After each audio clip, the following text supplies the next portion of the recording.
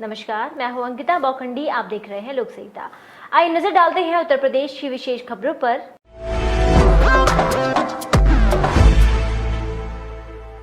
पूरा मामला थाना लोनी कटरा के समीप रेलवे ओवरब्रिज के नीचे का है, जहां थाना से चंद कदमों की दूरी पर अवैध खनन किया जा रहा है और रात के अंधेरे में प्राइवेट प्लॉट में मिट्टी का अवैध खनन किया जा रहा है। अवैध खनन माफिया मनोज कुमार के द्वारा किया जा रहा है, जिसमें उसे थाना लोनी कटरा पुलिस का संरक्षण भी प्राप्त है। इस तरह थाना लोनी कटरा क्षेत्र पूरी तरह से अवैध खनन का अड्डा बन गया है। बाराबंकी से सुदेश शर्मा की रिपोर्ट।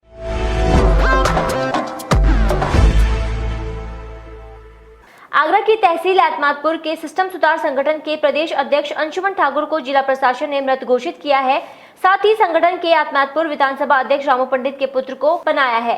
बता दें, सिस्टम सुधार संगठन के प्रदेश अध्यक्ष अंशुमन ठाकुर द्वारा अतिक्रमण के संबंध में 17 जून को जिलाधिकारी के नाम अपर जिलाधिकारी को ज्ञापन सौंपा था। जब ज्ञापन की जांच के संबंध में ज्ञापन का एक पत्रांक जिला प्रशासन तथा तहसील प्रशासन से मांगा गया तो उसमें बहुत बड़ी लापरवाही सामने आई। आगरा से आजाद सिसोदिया की रिपोर्ट।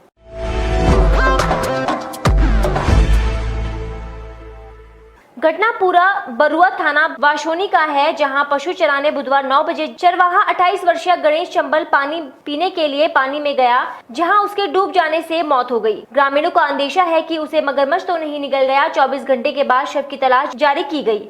गणेश परिवार में सबसे बड़ा है, जिसकी वजह से सारी जिम्मेदारी उसके सर पर थी और परिवार का खर्च मजदूरी करके चलाया करता था। ग्रामीणों ने बताया कि सूचना पर पहुंची इलाके पुलिस प्रशासनिक अधिकारी तहसीलदार देखकर चले गए, पर वन विभाग का कोई भी अधिकारी मौके पर मौजूद नहीं था और न ही प्रशासन ने गोताखोरों को बुलाया, जिस वजह से ग्रामीण अब खुद खोजबीन कर रहे हैं। आगरा से आजाद सिसोदिया की रिपोर्ट।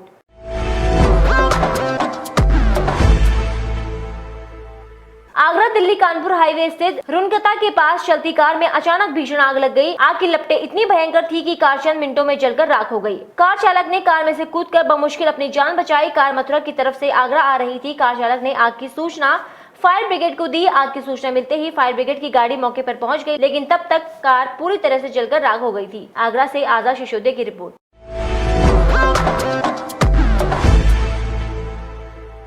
उत्तर प्रदेश के मुखिया योगी आदित्यनाथ गौवंश को बचाने के और गौ हत्या को रोकने के लिए कई नए नियमों और कानून बना रहे हैं, तो वहीं ताज नगरी आगरा में सरकार के बनाए हुए नियम और कानून को ताक पर रखते हुए गौकश सरकार और पुलिस प्रशासन को खुली चेतावनी दे रहे हैं। ताजा मामला ताज नगरी आगरा के थाना अशनेरा के दक्षिणी बाईपास का है, जहां हिंदूवादी संगठन अखिल भारतीय हिंदू महासभा के कार्यकर्ताओं ने दर्जनों गायों से भरे एक कैंटर को पकड़ा। अखिल भारतीय हिंदू महासभा के कार्यकर्ताओं को अपने सूत्रों से सूचना प्राप्त हुई कि रात में एक कैंटर दर्जनों गायों को गोकशी के लिए दक्षिणी बाईपास से लेकर गुजरेगा। वहीं अपने सूत्रों की सूचना पर संगठन के कार्यकर्ताओं ने सूचना के अनुसार कैंटर का पीछा कर उसको पकड़ लिया। वहीं संगठन के पदाधिकारियों का कहना है कि कैंटर में सवार गौकश और चालक उन पर फायरिंग कर भागने में सफल रहे। साथ ही संगठन के पदाधिकारियों का यह भी आरोप है कि उक्त कैंटर का पीछा कर रहे थाना सिकंदरा की रुनकता चौकी पर तैनात सिपाहियों ने उस कैंटर में सवार लोगों को भगाने में मदद की। अतुल सिंह चौहान, प्रदेश उपाध्यक्ष हिंदू महासभा।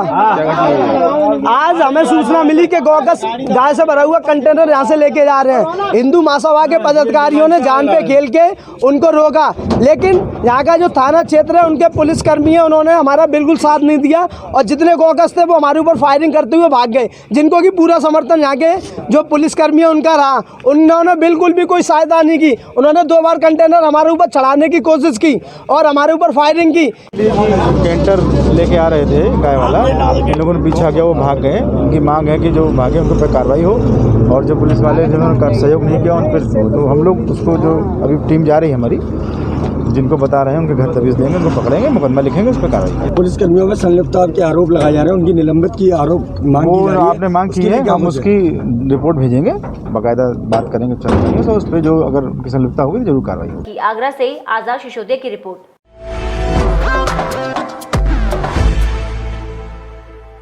समाजवादी पार्टी ने छाता विधानसभा के नंदगांव संकेत में आह्वान पत्र बांटे और साथ में ग्राम वासियों को समझाते हुए सपा जिलाध्यक्ष मथुरा श्री लोकमणि कांता जादौन ने कहा, सपा सरकार ने बच्चों को लैपटॉप, विधवाओं को पेंशन एवं गरीबों को पक्के मकान बनाकर दिए। इस मौके पर जिलाध्यक्ष महिला सभा डॉक्टर साधना शर्मा ने कहा, सपा सरकार ने हर आपदा समय पर हर किसान को मुआवजा दिया। 24 महीने में 302 किलोमीटर की एक्सप्रेस बनवाकर ग्रामीण वासियों ने भरोसा दिया कि सन 2022 में फिर से समाजवादी पार्टी को जीतने का वादा किया और एक बार फिर 2022 में अखिलेश भैया को मुख्यमंत्री बनाएंगे। मथुरा से राहुल ठाकुर की रिपोर्ट।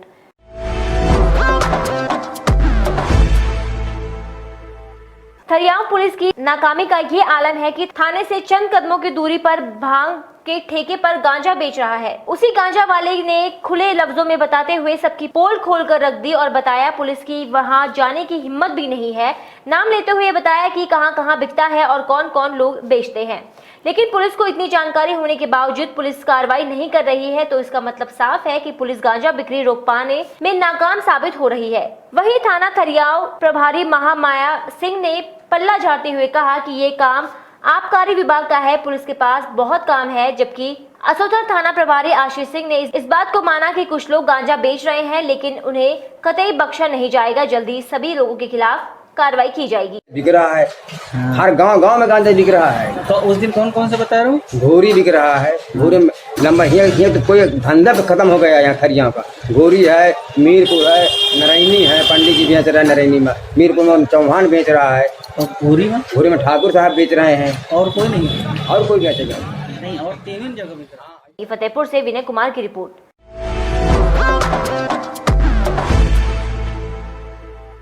उत्तर प्रदेश की राज्यपाल आनंदीबेन पटेल आज यहां राजभवन से सीबीएसई बोर्ड की इंटरमीडिएट परीक्षा 2020 में 100% अंक प्राप्त कर नया कीर्तिमान रचने वाले राजधानी लखनऊ के नवयुग रेडियंस कॉलेज की छात्रा कुमारी दिव्यांशी जैन के उज्जवल भविष्य की शुभकामनाएं देते हुए उसे उपहार स्वरूप स्वामी विवेकानंद की एक पुस्तक भेंट की गई। मथुरा से राहुल ठाकुर की रिपोर्ट।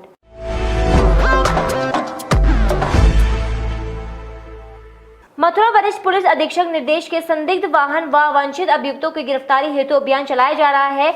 उक्त आदेश निर्देशों के अनुक्रम में प्रभारी निरीक्षण फरह शेर सिंह द्वारा टीम गठित की गई है, जिसमें मुखबिर खास की सूचना पर 6 अभियुक्तों को गिरफ्तार किया गया है। गिरफ्तार अभियुक्तों के कब्जे से कुल चोरी की 9 मोटरसाइकिल बरामद की गई है। भादवी थाना रिफाइनरी से संबंधित है। अन्य बरामद मोटरसाइकिलों के बारे में जानकारी एकत्र की जा रही है। गिरफ्तार अभियुक्तों के विरुद्ध आवश्यक विधिक कार्रवाई की जा रही है। मथुरा के थाना फरह को मोटरसाइकिल चोरों के एक 6 मेंबर गिरोह को अरेस्ट करने में सफलता प्राप्त हुई है। ये गिरोह लगातार कई महीनों से विभिन्न थाना क्षेत्रों से मोटरसाइकिल चोरी कर रहा था और सस्ते दामों पर जनता को बेच रहा था। इनके पास से 9 मोटरसाइकिल्स बरामद हुई हैं।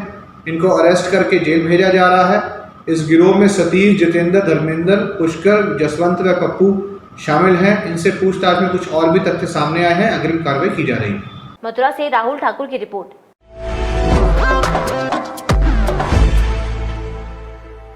फतेहपुर जनपद में भू माफियाओं की मदद से खड़े सत्ताधारी नेताओं ने जनसेवा व विकास के कार्य छोड़ जमीन पर कब्जा करने में सत्ता की पूरी ताकत झोंक रखी है।